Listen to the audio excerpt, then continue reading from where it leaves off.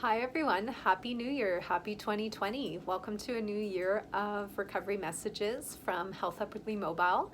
I'm Paige Abbott, one of the psychologists on the team. To start off the new year, there's always lots of buzz about resolutions, and in previous years, I think I've been pretty clear about expressing my opinions on resolutions.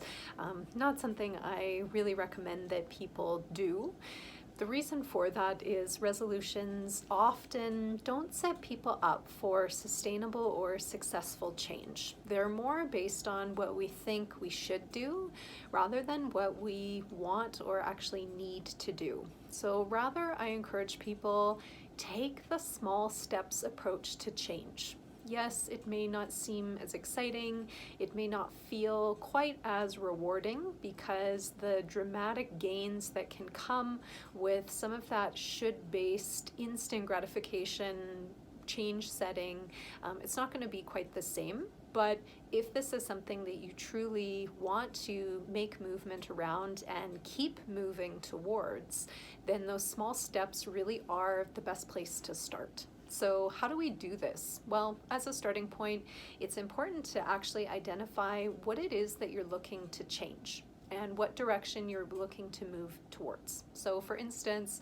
a lot of people get focused on physical health in the new year, so we'll use that as an example. If that's the goal, physical health, that's a great general aim to head towards, but that's not going to be the entire goal in and of itself. Because what does that even mean? There's so many different components to physical health that if we set our sights on just changing all of it, then that's going to set us up for a feeling of failure and feeling disappointed when we're not making the progress that we want to. So take that general goal, physical health, and start to break it down. So what does that even mean to you? Does it relate to different quality of rest and sleep?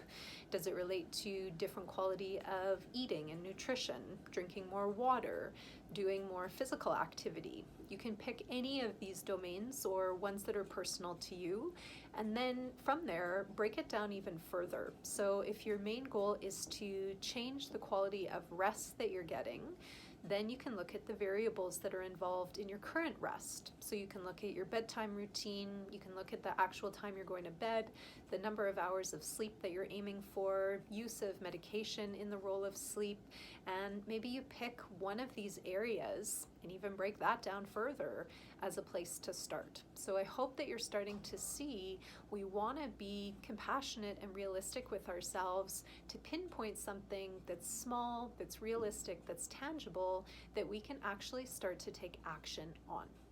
For physical health, again, if your hope is to become more physically active and you start talking about going to a gym, but you don't have a gym membership, you haven't identified a gym that you want to go to, there's a whole bunch of barriers still missing to that, then you may want to start with an action that's more realistic and more possible. So maybe it's doing some stretches at home, or getting a YouTube video and working out, or going for a walk outside around the block for 5 or 10 minutes. These are actions that are more likely to happen, not guaranteed of course, but more likely to happen. And you will find that as you approach change this way, small steps at a time, bit by bit, step by step, day by day, that's how we build sustainable change, and that's how we shift our lifestyle and our routines in a direction that we want to go, rather than in a direction we feel we should. So if now is the time you're looking at change, great. Maybe it won't. Maybe you'll revisit this video in 3 months, in 6 months, in 9 months. Whenever you're ready, start to approach change by looking at what's important to you, but then break it down. Go by bit, step by step. And if you're struggling to do that, ask for some feedback, ask for some support. People are often better able to identify those small next steps for others than they are for themselves.